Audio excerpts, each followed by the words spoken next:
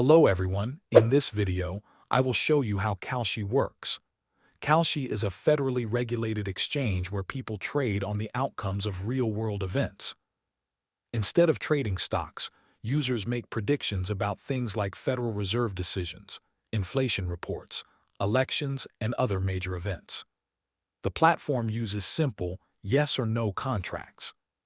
If you think an event will happen, you buy a yes contract. If you think it will not happen, you buy a no contract. Each contract focuses on one specific outcome.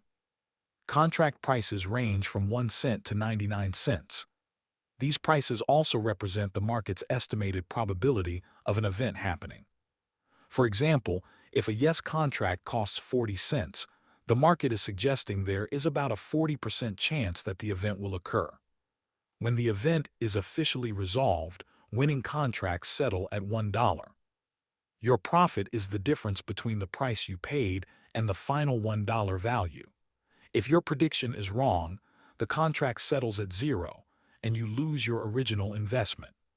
Kalshi also works differently from traditional sportsbooks because it operates as a financial exchange.